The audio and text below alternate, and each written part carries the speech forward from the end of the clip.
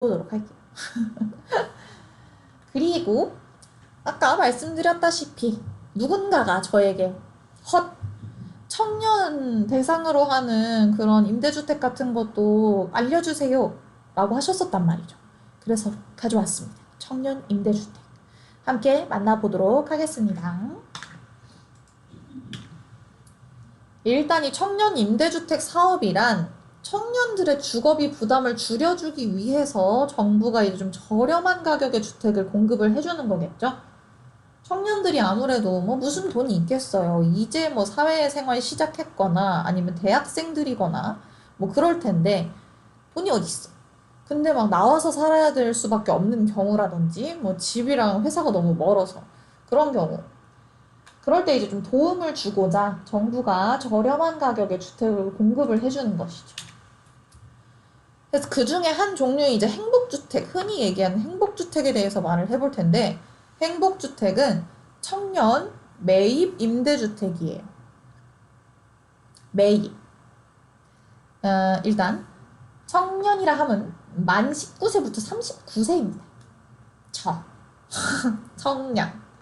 제가 청년인 거예요.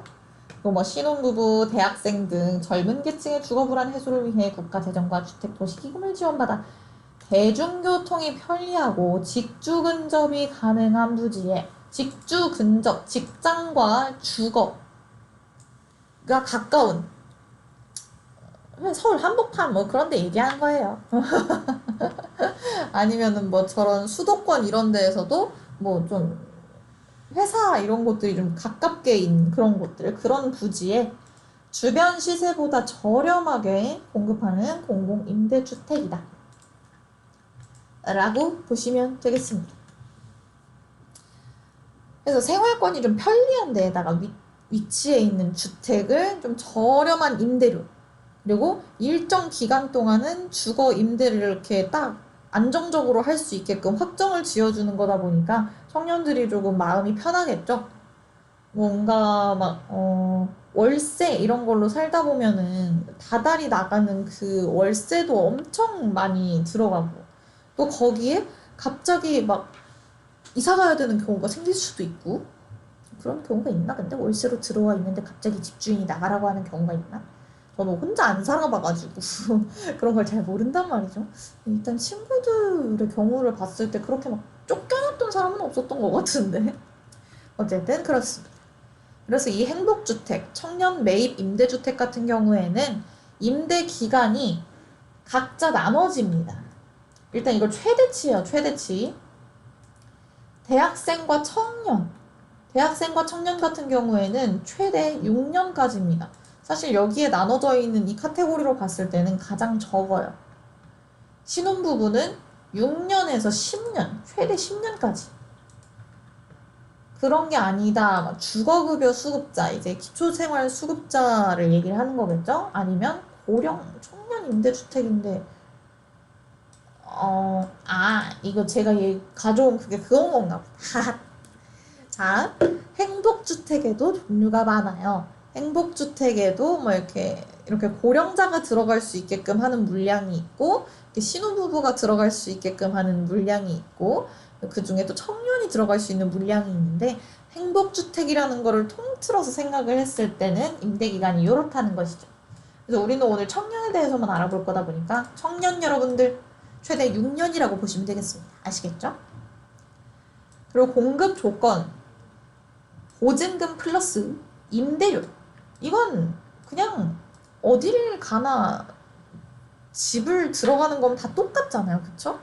어디든 이제 집 계약하면 보증금부터 내고 그 다음에 임대료 따박따박 내고. 그렇지만 그것이 시세의 60에서 80% 수준이라는 거예요. 내가 만약에 그냥 똑같은 집을 다른데 혼자 얻어가지고 들어갈 거였는데 월세가 100만 원이야. 근데 내가 행복주택으로 들어가는 거면은 월세가 거의 한 60에서 80 정도다라고 생각할 수가 있는 것이죠. 그럼 굉장히 많이 세이브가 되는 거예요.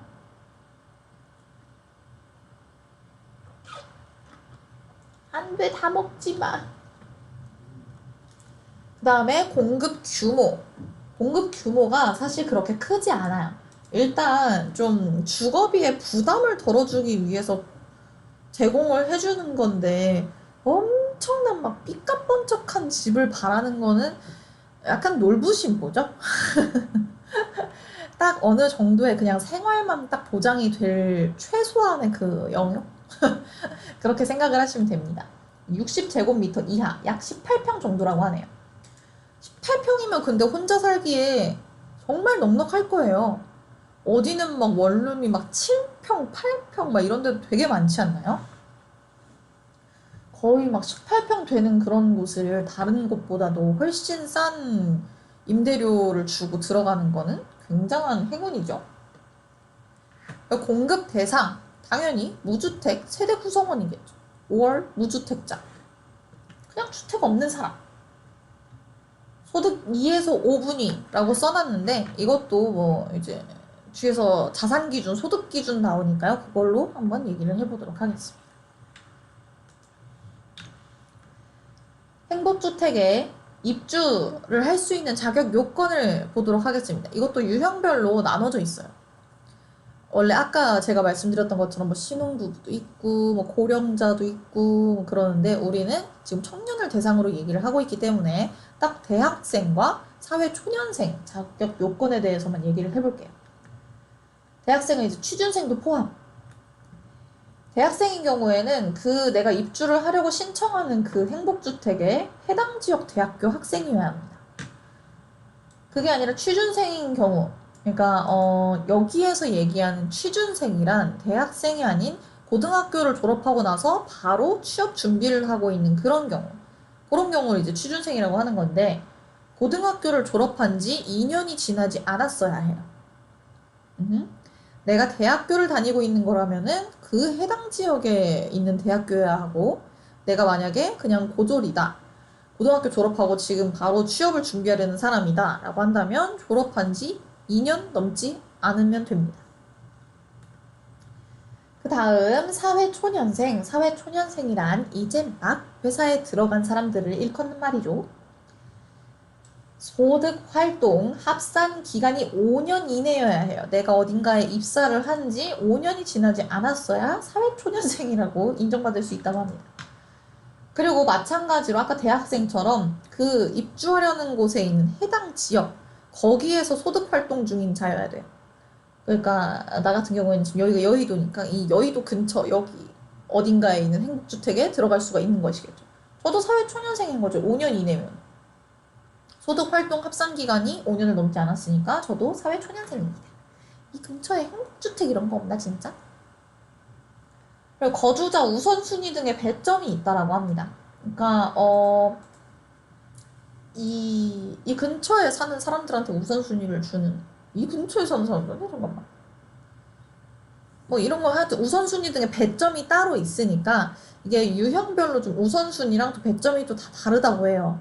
그런 것도 어떻게 확인을 해야 된다?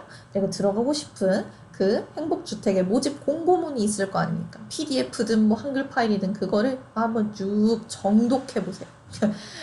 다 문제 속에 답이 있다고 거기에서 다 알려주고 있습니다. 거기서 읽어보시면 되고, 아까 말씀드렸던 자산 기준과 소득 기준을 한번 알아볼게요. 자산 기준. 총 자산이 2억 8,800만 원 이하여야 해요. 아니 근데 나는 행복주택을 들어가려는 사람이 자산이 2억 정도나 있는 거면은 도대체가 말이죠. 왜 행복주택을 들어가려고 하시는 거죠?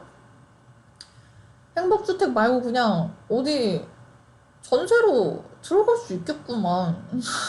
요새 전세값이 너무 올라서 좀 그런가? 그래도 2억 정도 되는 거면은 좀 잘 찾아보면 많이 있단 말이죠.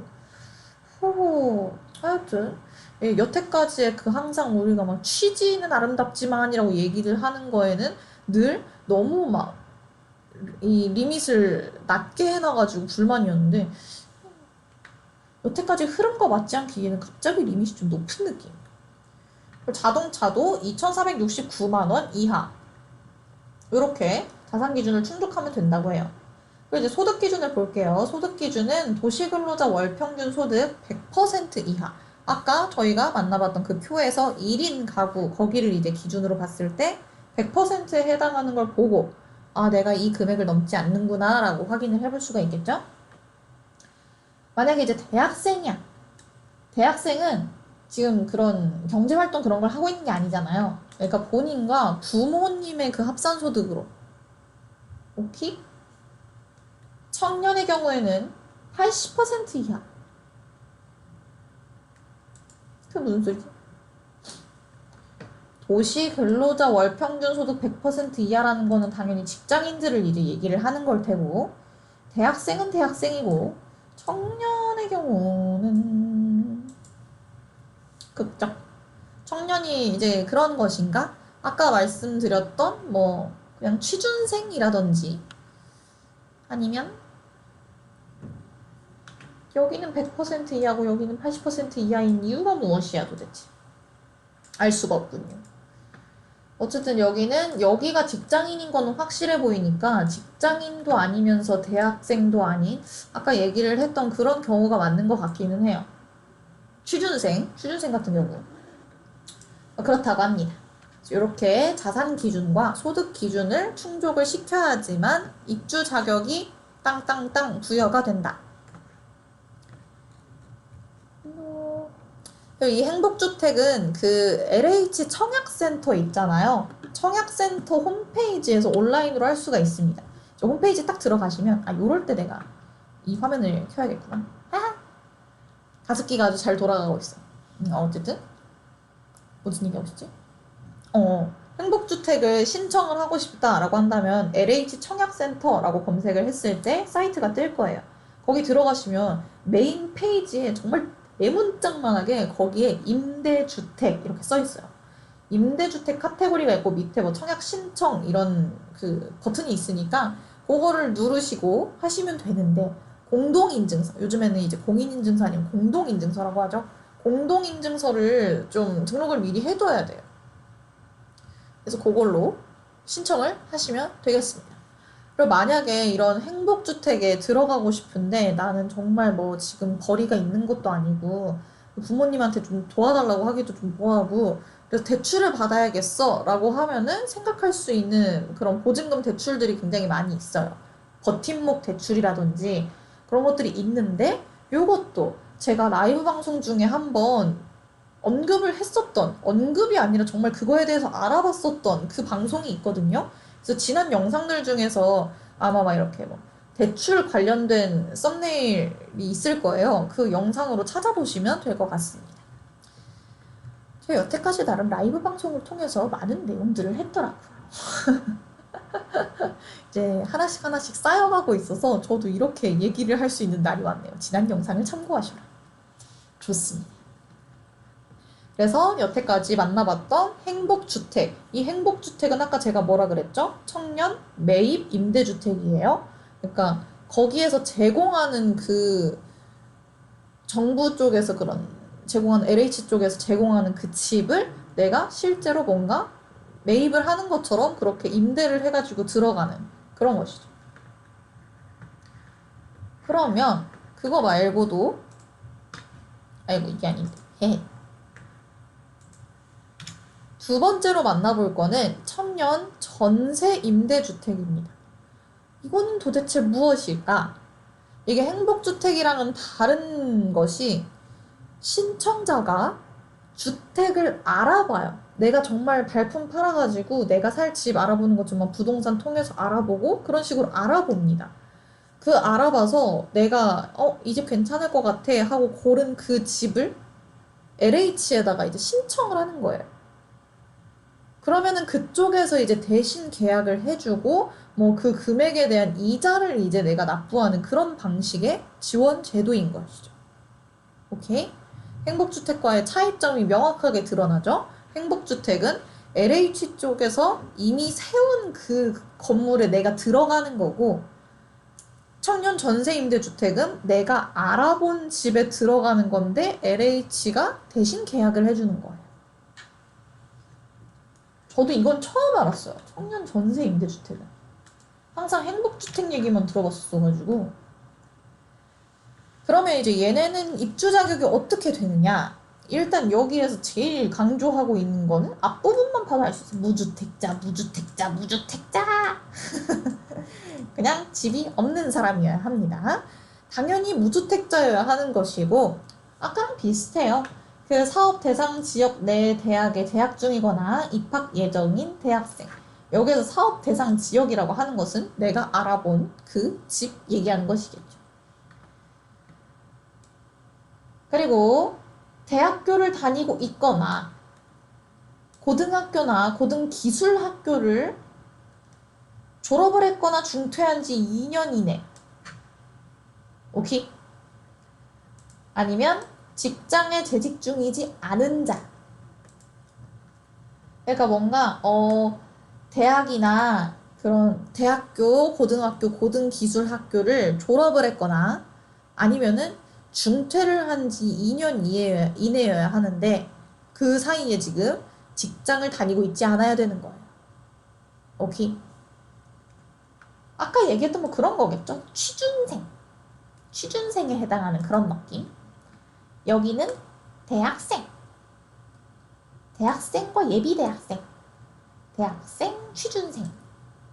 그럼 나머지 하나는 그냥 청년. 청년. 그냥 무주택자이면서 만 19세 이상, 39세 이하인 자. 이거는 뭐 요것도 약간 뭐가 갈라지지 않을까요? 그런 약간의 가점 비슷한 그런 게 있지 않을까? 그래서 여기에 해당하거나 여기에 해당하거나 하면은 좀 더 뭐 점수가 높다라든지 이거는 좀 더 점수가 낮다든지 그런. 넘어가. 얘네는 소득 수준별로 순위가 나눠진다고 합니다. 다미님 안녕하세요. 처음 들어오신 분인 것 같아. 예뻐요. 감사합니다. 이 심심한 라이브 방송 중에 담비와도 같은 채팅이 하나 또 올라왔네요. 자, 그래서 청년 전세 임대주택을 하려고 했을 때 소득 수준별로 순위가 나눠집니다. 일단 이거는 제가 진짜 딱 그 공식 홈페이지에 있는 내용을 싹 가져온 거기 때문에 여러분이 이제 그냥 오늘은 듣기만 하시고 내가 만약에 진짜 지원을 하려고 해. 홈페이지에 들어가면은 상세하게 딱 잘 나와 있습니다. 다시 확인을 하시면 될 거예요. 일단 1순위 생계나 의료나 주거급여 수급하고 형편이 어려워서 뭔가 도움을 받고 있는 그런 분들 아니면 차상위 계층 보호대상 한부모 가족하고 가정위탁이 종료되거나 아동복지시설에서 퇴소한 지 5년 이내인 자 청소년 쉼터를 2년 이상 이용을 했는데 퇴소를 한 지 5년 이내여야 하고요. 그 중에서도 여성가족부 장관이 주거 지원이 필요하다고 인정을 한 사람이어야지만 1순위가 될 수 있습니다. 여기에서 하나라도 빠지면 안 돼요. 청소년 쉼터는 2년 이상 이용을 했는데 퇴소한 지 5년이 지났어. 땡. 오케이? 만약에 청소년 쉼터를 2년 이상 이용을 했고 퇴소한 지 5년 이내이기도 해. 근데 여성가족부 장관이 주거 지원이 필요하다고 인정을 안 했어. 그럼 또 땡. 뭐 이런 식인 거예요. 그래서 요렇게 정말 그냥 좀 지원이 많이 필요하다라고 생각이 되는 분들이 1순위. 그 다음 2순위로 넘어가 보면 이제 군인과 부모의 월평균 소득이 100% 이하인 그런 청년. 단 국민 임대주택 입주자 보유자산 기준을 초과하는 경우에는 입주 대상에서 제외가 된다고 합니다. 안녕하세요. 비비디 바비디 부님. 지금 잠깐 짬이 나셨나 보다. 어쨌든 이 국민 임대주택에서 이 입주자 보유자산 기준 얘기하는 거는 아까 이제 행복주택에서 얘기했던 그거예요. 총 자산이 2억 8,800만 원이고 뭐 자동차가 2,468만 원 이하여야 된다. 아까 얘기했었죠. 행복주택에서. 거기서 얘기한 그 자산 요건. 그거를 초과하면 안 된다 이 말이에요. 그 다음 3순위. 1순위에도 해당이 안 되고 2순위에도 해당이 안 돼. 그러면 이제 본인의 월평균 소득이 100% 이하인 자. 이게 이순이랑 뭐가 달라요? 라고 할 수 있잖아요. 아, 그렇죠. 수진스닷컴님이 행복주택에 살고 있으시죠.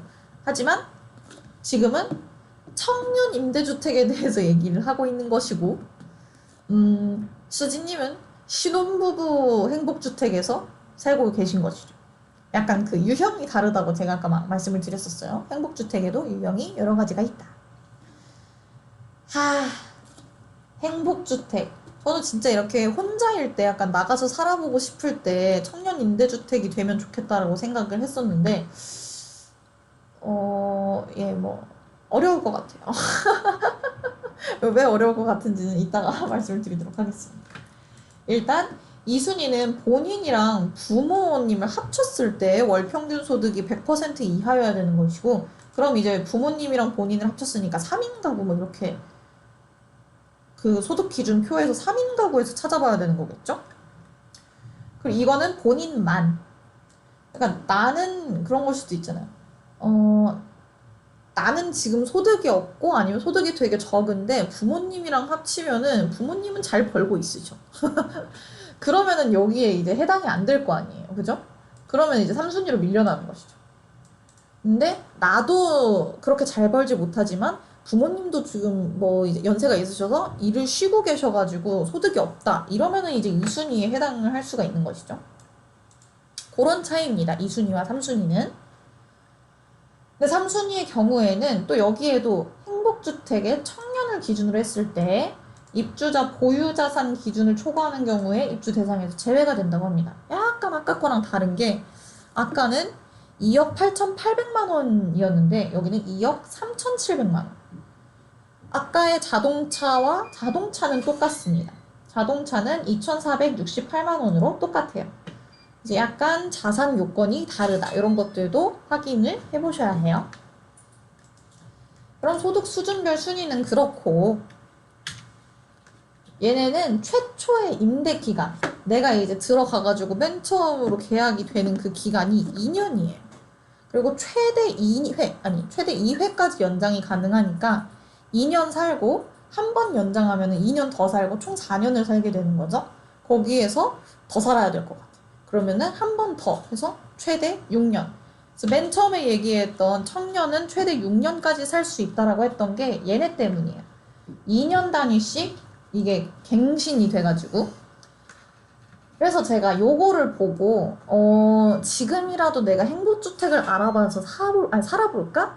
라는 생각을 했었지만 2년이라는 게 좀 걸리는 거예요. 사실 1년 정도만 돼도 1년이면은 딱 좋을 것 같다. 좀 알아봐야지 라고 생각을 했을 텐데 모르겠어요. 그런 거 있잖아요. 괜히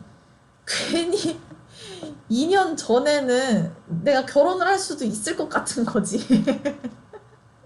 그러면은 이 집이 놀게 되는 거잖아요. 그냥 아무리 적은 금액이라지만 월세는 계속 나가고.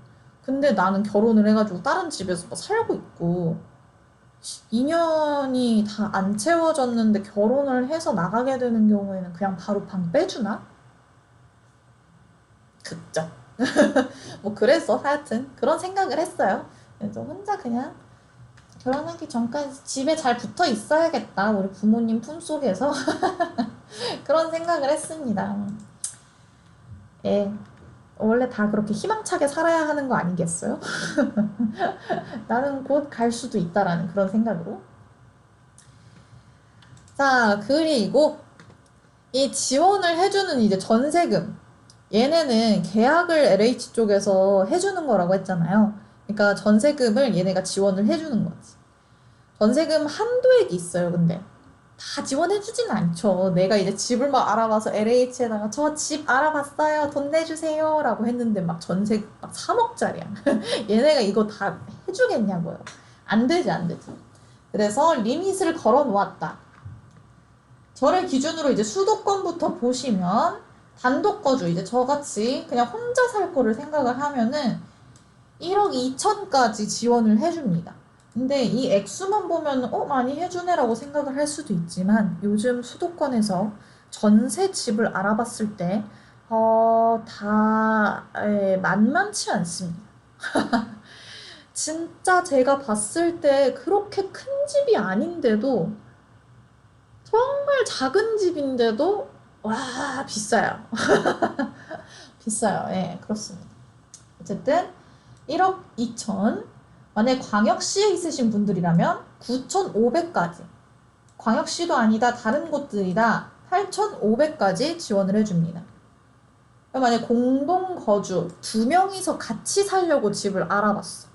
그런 경우에는 그래도 사람 수가 있으니까 좀 더 넓은 데로 갈 수는 있어야 될 거 아니에요.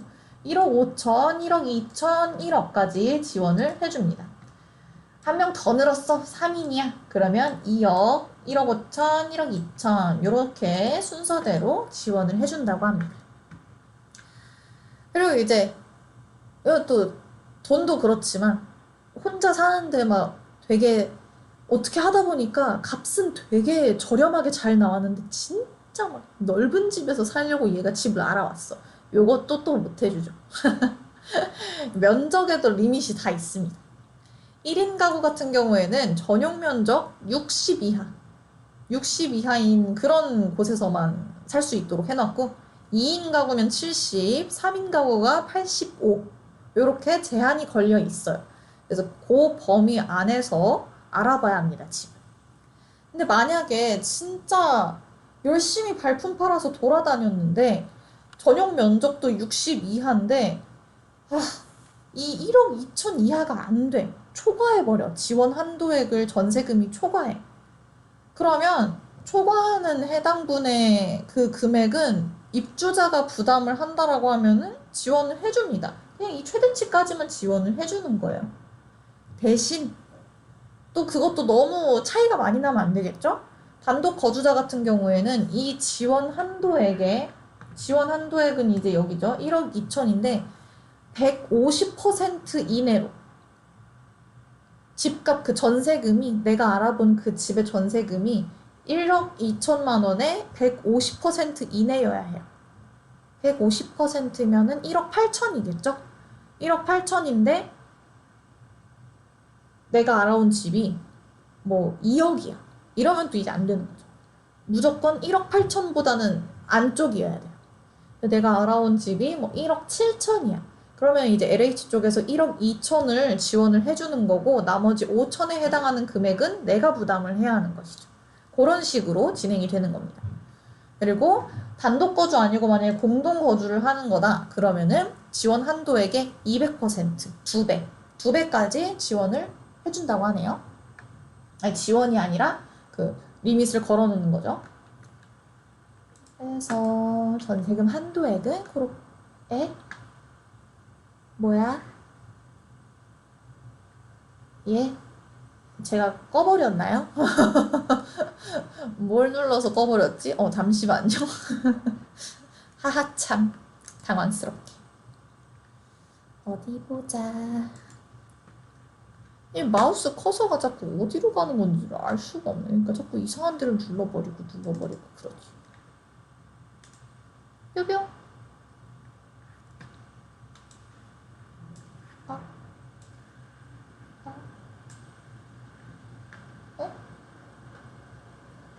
이건 뭐야?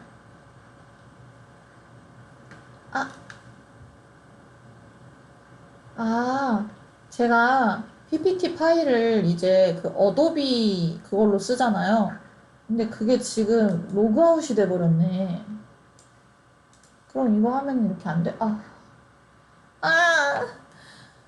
이게 제가 어도비 로그인을 제 걸로 쓰는 게 아니고 여기 회사 걸로 쓰는 건데 지금 그 아이디랑 비밀번호를 몰라가지고 젠장. 이럴 수가. 여러분 근데 거의 다 했어요. 거의 다. 나머지는 그럼 설명을 하도록 하죠. 그래서 방금 전까지 전세금 지원 한도액까지 한번 만나봤잖아요. 공동 거주하는 사람은 그 지원 한도액의 2배까지의 리밋.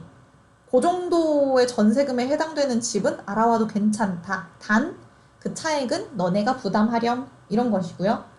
단독 거주자는 지원 한도액의 150% 1.5배인 것이죠.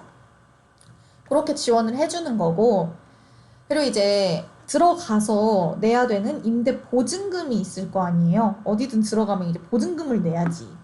임대 보증금은 그 아까 막 1순위, 2순위 나눠놨었죠, 저희가. 1순위는 그 좀 지원이 필요한 뭐 그런 분들, 2순위는 이 본인과 부모님의 소득을 합쳤을 때 그 월평균, 도시근로자 월평균 소득의 100% 이하인 그 청년에 한해서 1순위, 2순위는 그 임대보증금을 100만 원, 3순위는 200만 원. 아무래도 1순위, 2순위에 비하면은 3순위는 조금 더 살만한 사람이잖아요. 조금은 그래도 숨통이 트여 있는 사람이기 때문에 그 사람은 보증금을 좀 더 많이 내야 합니다. 그 다음에 보증금은 이제 냈어. 보증금은 그냥 말 그대로 나를 보증하기 위해 걸어놓는 그냥 돈이죠. 그래서 내놓고 다달이 내는 또 이제 그 임대료가 있는데, 임대료는 그 전세 지원금에서 내가 낸 보증금을 뺀 차액이 있을 거 아니에요? 그 금액에 대해서 한 1%에서 3% 정도라고 합니다. 오케이? 그러면 이자는 이제 내가 어느 정도의 금액을 지불을 했느냐에 따라서 좀 차등 결정이 되겠죠? 그죠? 내가 만약에 3순위야. 3순위라서 보증금은 200만 원을 내야 해요. 근데 혼자 사는 건데 아까 지원금이 1억 2천이었으니까 1억 2천에서 200을 제외하면 1억 1,800. 그럼 1억 1,800만 원을 뭐 이렇게 나누는 것이겠지? 뭐 그게 월 임대료 하여튼 그런 식으로 책정이 됩니다. 그렇다고 합니다. 그리고 이게 우대금리도 있대요. 취약계층에 이제 우대금리가 적용이 되는데 아까 그 1순위는 아무래도 도움이 많이 필요하신 분들일 테니까 좀 금리 면에서도 우대를 해주는 거죠. 그래서 0.5%포인트 우대금리를 적용을 해준대요. 대신 다른 우대금리랑은 또 중복 적용은 불가능하다고 합니다. 만약에 또 아동복지시설 퇴소자 만 20세 이하다 그러면 아예 무이자. 그리고 막 아까 그 보호 종결 후 5년 이내 그런 청소년 보호시설 뭐 이런 데 있었잖아요. 보호 종결 후에 5년 이내인 사람들은 50% 감면을 해준다고 해요. 이것도 마찬가지로 다른 우대금리랑은 중복 적용은 불가능. 그러니까 우대금리는 다 그냥 딱딱 요거 단독으로만 할 수가 있다고 합니다. 다 했어요. 다행이다. 뒤에 한 PPT 2개 정도 남았을 때 없어져가지고. 이게 왜 갑자기 혼자 알아서 꺼져버렸지?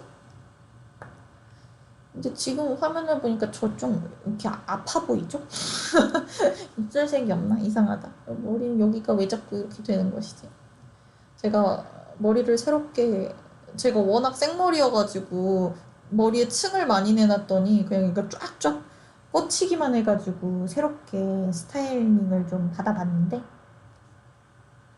역시 그냥 다 손질하기 어려워요. 머리를 어떻게 해야 제일 손이 안 가는지를 지금 아직 파악하지 못했어. 예, 뭐 어쨌든 그렇습니다. 오늘의 내용은 그랬어요. 오늘은 자 다시 살짝좀 되짚어 보면은 그 청약을 할 때 특별 공급 중에서도 사람들의 제일 많은 관심이 쏠리는 신혼부부 특별 공급과 생애 최초 특별 공급 이 두 가지에 대해서 다시 한번 알아봤습니다. 여태까지 계속 몇 번이고 얘기를 했었던 내용이지만 자꾸 막 헷갈리기도 하고 그래서 얘네만 단독으로 가져왔어요. 그래서 신혼부부 특별 공급의 자격 요건 그리고 뭐 소득 기준, 물량 비율 이런 것들 알아봤었고 생애 최초 특별 공급에 대해서도 얘네랑 똑같이 자격 요건, 뭐 소득 기준, 자산 요건, 그런 물량 비율 이런 것들을 알아봤습니다. 걔네를 알아보고 나서 또 시청자분의 어떤 한 제보가 아니죠, 뭐죠? 건의사항을 접수를 해가지고 청년들이 들어갈 수 있는 임대주택 이런 것들도 다뤄봐 달라라고 해서 청년 임대주택에 대해서 한번 알아봤습니다. 첫 번째는 저희가 되게 많이 들었던 행복주택. 행복주택은 사실 청년에만 국한된 게 아니라 신혼부부, 뭐 고령자, 청년 이렇게 다 유형이 좀 많이 나눠져 있는데 그 중에서 이제 청년에 해당되는 내용을 오늘 같이 알아본 거예요. 그래서 행복주택 같은 경우에는 청년 매입 임대주택이라고 해서 LH 쪽에서 그냥 정말 행복주택용으로 세운 그 아파트에 내가 계약을 하고 들어가서 살게 되는 그런 시스템이었습니다. 그래서 뭐 공급 조건이나 공급 규모 뭐 이런 것들에 대해서 알아봤었죠. 뭐 한 18평 정도 되는 그런 크기이고 뭐 똑같이 보증금 임대료 내고 무주택 세대 구성원이어야 하고 뭐 대학생인데 해당 지역의 대학생이어야 하고 이런 내용들을 말씀을 드렸었어요. 그 다음으로 만나봤던 게 청년 전세 임대주택. 요거는 이제 행복주택이랑 다르게 내가 살고 싶은 집을 발품 팔아서 알아와서 그거를 LH 쪽에 신청을 해야 된다. 그럼 LH가 계약을 대신 이제 돈을 내주고 해주는 것이죠. 그런 식으로 진행을 하는 게 청년 전세 임대주택이다. 그래서 얘네들도 무주택자인 사람들이 가장 자격 요건이 필수였던 거고, 그리고 다른 나머지 요건들은 거의 행복주택이랑 비슷비슷했었어요. 그리고 얘네는 소득 수준별로 이제 순위가 달라지는데 1순위는 뭐 이렇게 이런저런 지금도 뭔가 보호를 받고 있으신 분들, 2순위는 나뿐만 아니라 부모님까지 포함을 해서 그 도시근로자 월평균 소득이 100% 이하인 그런 사람, 3순위는 그냥 나 혼자가 진짜 그냥 100% 이하인 사람. 그렇게 순위가 좀 나눠졌습니다. 근데 보통 이것도 1순위에서 거의 끝난다고 했었던 것 같아요. 기껏 해봐야 2순위로 내려올까 말까 하지 않았나. 그리고 작년에는 아예 이 청년 전세 임대주택 같은 경우에는 1순위에 해당하는 사람한테만 신청을 받았다고 합니다. 그러니까 이런 좀 유동성이 있으니까 이거에 대해서 알아보실 때는 이번에 내가 진짜 신청할 수 있는 자격이 되는지 꼭 제대로 알아보시고 서류를 준비를 하시는 게 좋을 것 같아요. 그래서 최초 임대기간 2년, 최대 2회까지 연장이 가능해서 6년까지 풀로 채워서 살 수가 있다. 그리고 전세금에는 한도액이 있어서 내가 만약에 수도권으로 들어갈 거면은 1억 2천까지만 지원을 받을 수 있고 그걸 넘어서는 금액에 해당되는 만큼은 내가 내야 돼. 그러니까 이것만 믿고 돈 막 모아둔 것도 팡팡 쓰시고 그러면 안 돼요. 나머지 돈은 내가 내야 되니까 언제든지 만일의 사태에 대비해서 나의 계좌도 빠방하게 놔둬야 한다. 그렇다고 합니다. 임대보증금은 그래서 1, 2순위는 100만원, 3순위는 200만원. 좀 더 살만한 3순위는 넌 돈 좀 더 내라. 뭐 이런 거였어요. 그렇게 알아두시면 됩니다. 그래서 방금 전에 말씀드린 것처럼 나의 계좌가 항상 빠방하게 하려면 이제 내일의 방송을 봐야겠죠. 금요일에는 항상 주식 방송을 하니까요. 또 이제 주식에 대해서 또 좀 얘기를 해보고. 근데 요즘이 참 어려운 장이라고 합니다. 저도 이제 뭐 소소하게 하고 있는 사람이긴 하지만 이 주식창을 얼마나 열심히 자주 들여다보는지 모르겠어요. 그래서 요즘 같은 장이 어떻게 흘러가는 것인지에 대해서 심도 있게 얘기를 해보고 싶은데 사실 그런 장 흐름까지 파악할 정도의 전문가는 아니라서 저는 또 그냥 개별적인 주제를 가지고 찾아오려고 해요. 그 주제가 궁금하시다면 오늘은 스포를 하지 않겠어. 더 궁금하게 내일 오후 2시에 주식과 관련된 얘기를 할 거니까요. 또다시 라이브 방송을 시청해 주시면 됩니다. 아시겠죠? 목요일. 오늘도 이렇게 목요일이 끝나갑니다, 여러분. 저는 또 라이브 방송이 끝이 아니죠. 저의 할 일을 하러 돌아가 보도록 할게요. 자, 목요일 마무리 잘 하시고요, 여러분. 목요일에는 항상 제가 오후 2시부터 부동산 관련된 내용의 방송을 하고 있고 금요일에는 오후 2시부터 똑같이 주식과 관련된 얘기를 하고 있으니까 뭐 두 번 다 들어와 주시면 너무너무 감사하고 혹시 하나만 궁금한데? 라고 하시면 그 날짜에 아니 그 요일에 그 시간에 맞춰서 들어와 주시면 됩니다. 그리고 이게 완벽하게 픽스는 아니에요. 앞으로도 계속 목요일에 부동산만 하느냐? 그것도 아니고 금요일에 맨날 주식만 하느냐? 그것도 아니에요. 언제든지 달라질 수 있고 여러분이 궁금하시다고 하는 그런 내용이 있으면 그거에 또 맞춰서 제가 알아올 거기 때문에 부동산 주식 나 관심 없는 것만 하네 여기 안 봐 이러시면 마음이 아파요. 다른 원하시는 거를 말씀을 해주시면은 그거에 대해서도 한번 고려를 해보고 내용을 가져오도록 하겠습니다. 자, 그럼 우리는 내일 금요일 오후 2시에 주식 관련된 방송으로 만나기로 하십시다. 안녕 여러분. 바이.